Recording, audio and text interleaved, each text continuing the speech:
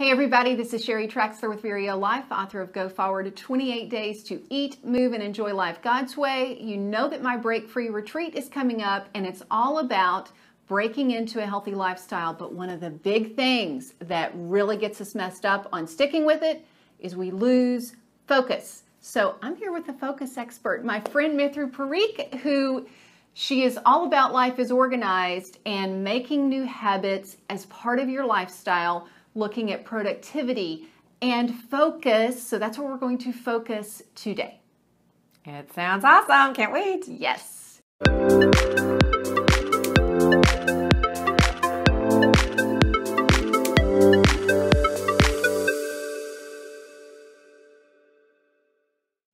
Okay, Mridu, I'm going to get a little personal here, you all, because some of these are my own examples of where I mess up.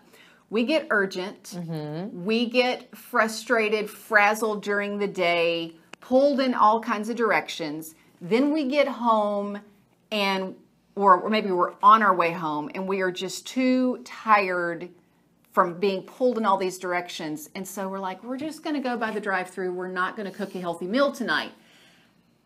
How do you keep focus? How do you keep from being pulled in so many directions?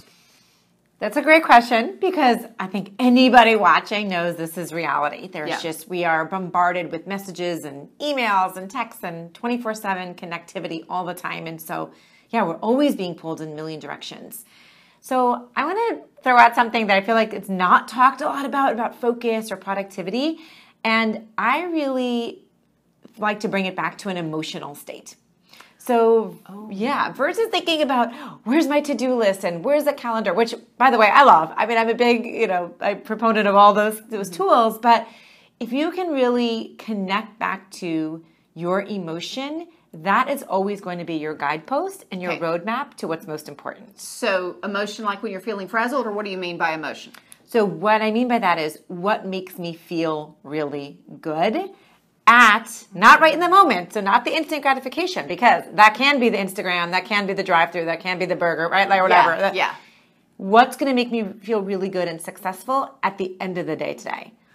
Okay, I'm going to pause. I'm going to pause this there because you said something important, to me anyway, end of the day.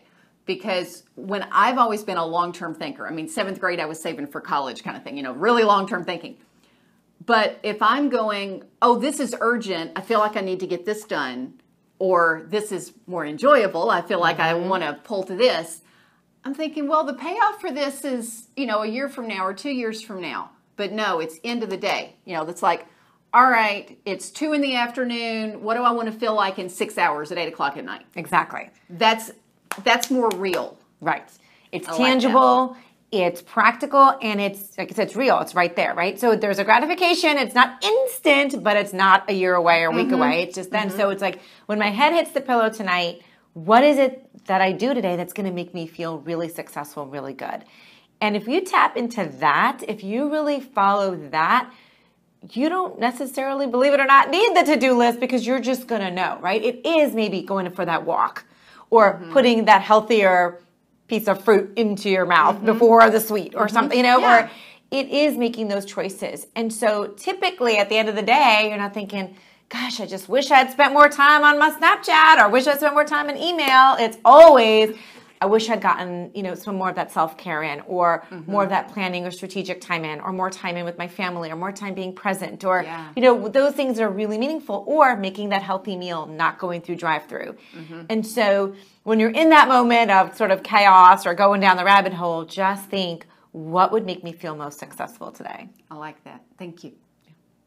Okay, second question I want to ask you is about mental drain. So the first one, it was like, okay, we've gotten so distracted during the day that we don't have time for this. Right.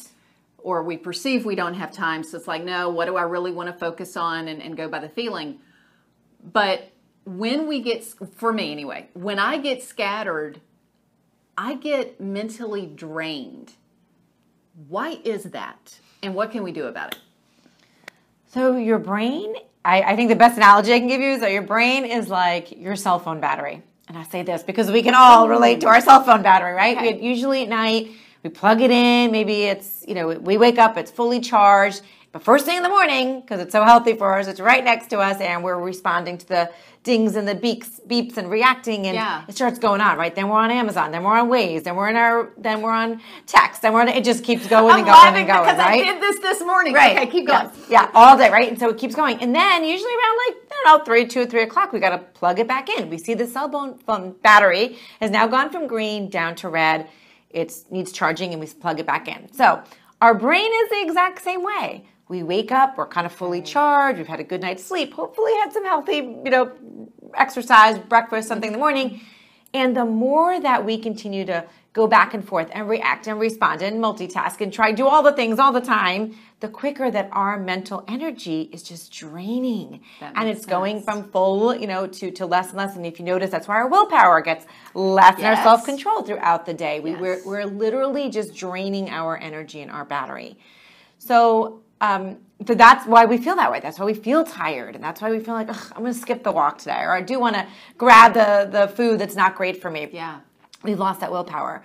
So an interesting thing, and it feels really counterintuitive, one way to kind of get you out of this state of chaos or confusion, going down the rabbit hole, really multitasking, is to actually change your physical state and your mental state, right? All right? And so I believe what you focus on, you create. So if you're in this, I'm doing all the things, I'm multitasking, we all fall into that frenzy. Mm-hmm. The more we stay in it, the longer we stay in it. The more it feeds upon it, right? So if we can actually physically pull ourselves out and just go somewhere else, it's like a snap out of it. You snap out of that physical mental state. So that actually counterintuitively is the perfect time for a walk. Okay. It is the perfect time to go around the block or go up the stairs, because it just kind of gets you out of that. You can get back to focus.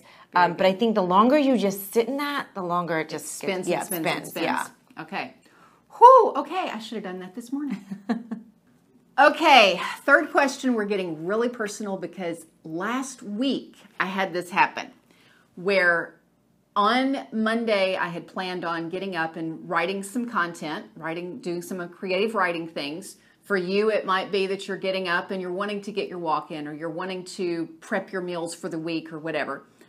And then something happens. For me, it was I had an eye issue that morning. Had to deal with that. Mm-hmm. Tuesday morning, I had an early morning meeting, so I didn't get to do that early morning. Wednesday was something else. Thursday, we had a repairman coming in. He ended up not showing. A part didn't come, so we had to reschedule for Friday. So every morning, I had planned on having time to do some creative writing. And every morning, either my own self or something in the environment got me pulled away, which then got me down this scattered thing we were just talking about. And no matter what I did that I knew to do, I had this scatteredness, and I could not mentally get back into focus and flow and all that. I'm not going to say what should I have done. We don't want to beat ourselves up. But when that happens next time, what should I do? That is the best question, because I guarantee anybody watching this could be like, that just happened to me today, or it just happened to me right now. So there's a few things. So one, I'd say I want to just go think about some of the things that you said and really dissect it a little bit and just be like, no, in terms of planning. You said, I plan to do this, I plan to do that. So I'm going to throw this back on you a little bit and say, when you said you planned, what did that mean? Was it, I planned it, it's on my calendar. I've planned it, I have set up my environment for it. I've planned it, I've turned off other distractions. I planned it. And so I think sometimes a lot of the planning happens here, in our noggin, in our head, in our brain, which is a great place to start. But we do have to take some actions to kind of reinforce that planning. And often it starts with literally just, is it my 100%? Is this on my calendar? Is this what's happening? Now, you mentioned, okay, well, then we had a repairman coming in. All right, well, that happens. Things come out of the blue. Did you take that plan, the writing time, and move it to another part of the day?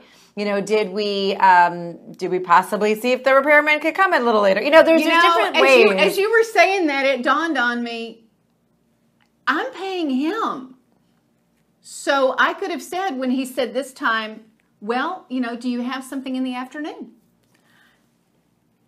Okay, guilty as charged. Please continue. Right. So essentially there are just reinforcements we have to put in place with our plans. I think, to assume that it's a one and done, I said I'm going to do it, I put on the list, and now everything's going to fall in place. It's like naive of us, but we do it all the time, right? And so it's really up to us to sort of put those boundaries around it, the parameters. Take some of the few little next steps, like, maybe having that conversation. Is it possible for you to come later? Or can I adjust something else? Or can I tell somebody else no? Or can I leave the phone in the other room just for 30 minutes? Can I use a timer? There's all the little reinforcements that helps with our plan, because the problem is when the plan goes off the rails, we feel like it's gone off the rails. Like, I can't get back to it. The day is over. I'm sabotaging, and it's just like, I can't even think about it again until next Monday or the next day. And that's not the way we want to live, right? We want to be like, it's a little bit off, and then let me adjust. Does that help? That does. And actually, I need to take my own medicine, because I just realized, okay, I tell you, if you say you plan on going for a walk and something comes up and you can't get a full hour in, can you at least do a half hour? Right. Same thing with my creative writing. Okay, it's hard for me to get into flow and get into creative writing, but was there something else I could have knocked off my list so that later I did have a bigger block?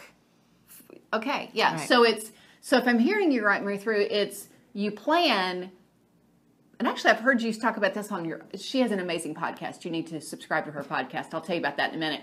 On your podcast, you were talking about thinking of your plan being like a stream. Right. Okay, I've planned this is when I'm going to do my creative writing, but we've had the repairman come in and then cancel and reschedule. Okay, it can shift and flow, but still be a priority. Absolutely. I love to think of the day in quarters instead of necessarily the year in quarters or your week in quarters. But like, you think of your day, sometimes it's morning, mid-morning, afternoon and evening, or something like that, right? Yeah. And so when you get off track, I think that sometimes when we get off track, we think, and this could apply to eating or exercising, we're like, oh, my day is shot. I'm going to start tomorrow or Monday. Like, it always seems like the week later or the next day, right? Yeah. But if we thought in our mind, no, my next starting point is just a quarter away in the day, it's a lot easier to get back on track. So like, I don't have to wait the 24 hours or the 7 days. It's just my next 3 hours in my next quarter of the day. So that kind of mental picture has really helped me to get back on track when I fall off, because you're right, it happens. But how do I get back on that plan through the planning in my next quarter?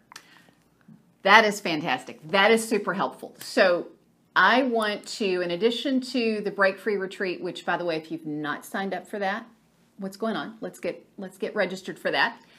I want to make sure that you get all of her resources. You've got a resource page that has a focus resource as well as productivity and some other goodies. So tell everybody about this. Yeah, so there's a few resources there. Just pick and choose, take one, take all. But how to get and stay focused is probably one that's really relevant right here. Also some resources on how to stop feeling overwhelmed and how to finally stop procrastinating. So you can find those over at lifeisorganized.com/resources. All right, I will put that all in the comments and descriptions and all that for everybody. Any final words of wisdom? My final recommendation, or the way that I think that helps me the most to sort of feel and control and really like I'm in the driver's seat of the day, is to work on some of those techniques we're talking about, specifically on planning before you start your day. So kind of wake up with that plan.